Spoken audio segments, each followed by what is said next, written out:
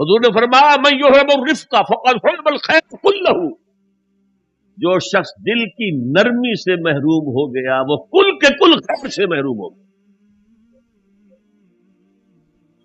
کسی کو دکھ میں دیکھو اور اس پوزیشن میں ہو کہ تم اس کا کوئی مداوع کر سکو اور نہ کرو، پھر تم چاہے مفسر ہو، محدث ہو، نیک نہیں ہو۔ تم عابد ہو سکتے ہو، زاہد ہو سکتے ہو، تم مفسر ہو سکتے ہو، محدث، نیک نہیں ہو۔ من یحب الرفق، رفق کہتے ہیں نرمی، رفیق ہمارا ساتھی، دم ساز۔ ظاہر بات ہے آپ کو دکھ ہوگا، آپ کے رفیق جو ہے اس کے اپنے دل میں محسوس کرے گا آپ کے درد۔ ہم درد کسے کہتے ہیں؟ ہم درد، جن کا درد مشترک، ہم عصر ایک زمانے کے لوگ، ہم جماعت ایک جماعت میں پڑھنے والے، ہم درد، خنجر چلے کسی پہ تڑپتے ہیں ہم امیر، سارے جہاں کا درد ہماری درد میں۔ اگر یہ رشق نہیں ہے، اگر یہ ہمدردی نہیں ہے، اگر کسی کو دکھ میں دیکھ کر آپ تڑپ نہیں اٹھتے، اگر اس کی مدد کرنے پر قادر ہو اور نہیں کرتے تو کل خیر سے محروم۔ پڑھے جاؤ نمازیں اور تہجدیں، کچھ حاصل نہیں۔ اس پر جو آخری آیت قرآن کی ہے، لن تنالوا البر حتى تنفقوا مما تحبون، اس سے زیادہ کیٹیگوریکل سٹیٹمنٹ اور کیا چاہیے؟ لن کے ساتھ جو نفی ہوتی ہے فعل مضارع میں، انتہائی مؤکد، ہرگز نہیں پہنچ سکتے نیکی کے مقام کو جب تک کہ خرچ نہ کرو ان میں سے جو چیزیں تمہیں پسند ہیں۔ قمیض پھٹ گئی ہے، بوسیدہ دے دو کسی کو، یہ نہیں ہے خیرات صدقات، بلکہ جو تمہیں محبوب ہو۔ لن تنالوا البر، بر کے مقام تک نہیں پہنچ سکتے۔ پھر میں کہہ رہا ہوں عابد ہو سکتے ہو، زاہد ہو سکتے ہو، علم کا معاملہ ہے، محدث ہو سکتے ہو، مفسر ہو سکتے ہو، فقیہ ہو سکتے ہو، مفتی ہو سکتے ہو، سب کچھ ہو سکتے ہو، قرآن مجید کی روح سے نیک نہیں کہلا سکتے۔ وآت المال علی حبہ، اب اس میں جو ترتیب میں نے کہا تھی، الاقرب فالاقرب، الاقرب فالاقرب، سب سے پہلے ذوی القربہ، اور اس میں اکثر و بیشتر ہم سے کوتاہی، دور دراز کے لوگوں کے ساتھ نیکی ہو رہی ہے، سگے بھائی کی بیوہ اور یتیم بچے جو ہے وہ محروم ہیں، انہوں نے اس وقت یہ کر دیا تھا، یہ کر دیا تھا۔ ظاہر بات ہے کہ رشتہ داروں سے تو شکایتیں ہوتی ہیں، یہ تو ہمیشہ ہمارے مخالف رہے جی، ان کی ہم کیسے مدد کریں؟ اگر تو اللہ کے لیے دینا ہے تو پہلا حق ان کا، من احب للہ وابغض للہ واعطى للہ ومنع للہ، اللہ کے لیے دیا ہے اگر تو اپنے اس نفس کے جو انتقام کا جذبہ ہے اس کو کچلو، اور جس کا سب سے پہلا حق ہے اس کو پہنچاؤ، حق بحقدار رسید، ذوی القربى والیتامى،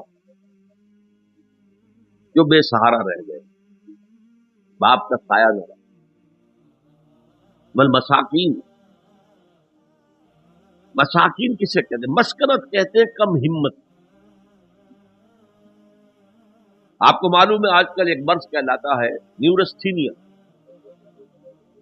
آدمی دیکھنے میں ہٹا کٹا ہے، صحت مند ہے، لیکن اندر سے اس کی کوئی ہمت ایسے جواب دے گئی ہے کچھ کر ہی نہیں سکتا، وہ ہے مسکین۔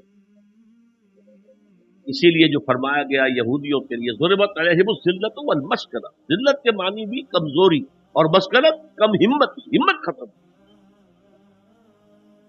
تو جو اپنے پاؤں پر نہیں کھڑا رہ سکتا اس وجہ سے کہ اس میں وہ ہمت کم ہو گئی، وہ بھی مستحق۔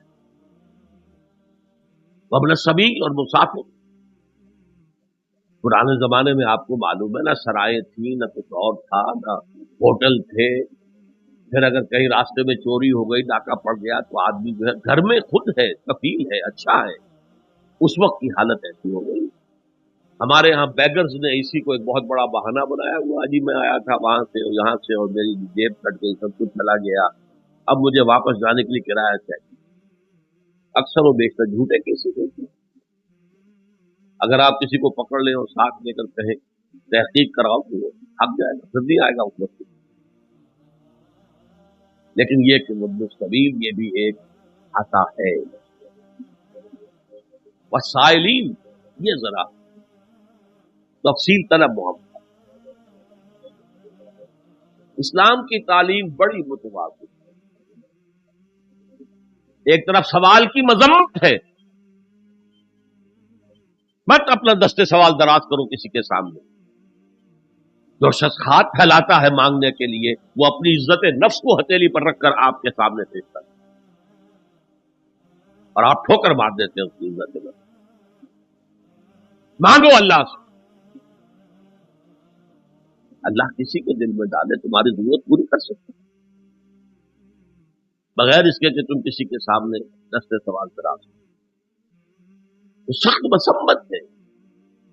اور خاص طور پر بیگری جو ایک انسٹیٹیوشن بن گیا ہے، ایک پیشہ بن گیا ہے، تو اسلام کی تعلیمات کے منافی. اور جس طرح کی ہم خیرات بانٹتے ہیں، 5 روپے کا نوٹ دے رہے ہیں مانگنے والوں کو مسجدوں کے باہر، سمجھ رہے ہیں ہم نے حاتم طائی کی قبر کو لات مار دی، حالانکہ حقیقت میں آپ انسٹیٹیوشن آف بیگری کو سپورٹ کر رہے ہیں. کسی ایک کو لے لو، آؤ چلو مجھے اپنا گھر دکھاؤ، مجھے بتاؤ تم واقعی اس قابل ہو یا نہیں ہو، اور پھر اس کی مدد کرے، لمسم کرے. پھر وہ 5 روپے نہیں ایسی دے کہ وہ کچھ اپنے پاؤں پر کھڑا ہو. میں نے 1 روپیہ نہیں کہا اس لیے کہ 1 روپیہ تو اب کوئی شے نہیں رہی، لیکن یہ کہ 5 روپے کا نوٹ بھی آپ نے تقسیم کرنے شروع کر دیے، یہ کیا ہے؟ وسائلین وفی الرقاب. لیکن دوسری طرف سائل کو جھڑکنا نہیں. ولا اما سائل فلا تنہر، جھڑکو نہیں. اچھا بھائی نہیں تو آپ کرو، میرے پاس اس وقت آپ کی مدد کے لیے کچھ نہیں، میں کچھ نہیں کر سکتا. تو ان دونوں کے درمیان اصل میں معاملہ، بلکہ یہاں تک بھی فرمایا سائل کو ضرور دو، چاہے وہ گھوڑے پر سوار ہو کر تمہارے دروازے پہ آئے. کیا پتا اس کی واقعی الجھن کیا ہے. تو سوال کی مذمت اور سائل کو جھڑکنے کی ممانعت. حتی الامکان خالی ہاتھ نہ لوٹاؤ. اس نے اپنی عزت نفس اپنی ہتھیلی پر رکھ کر تمہاری سامنے پیش کر دیا، اسے ٹھوک کر رکھ. لیکن جیسا کہ میں نے عرض کیا، یہ انسٹیٹیوشن آف بیگری جو ہے یہ ایک علیحدہ شے ہے، بالکل اس کا اس سے کوئی تعلق نہیں. وفر رقاب،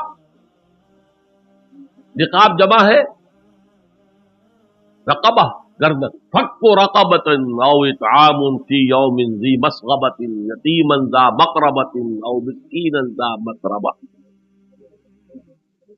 فک رقبۃ، کسی کی گردن چھڑا دے.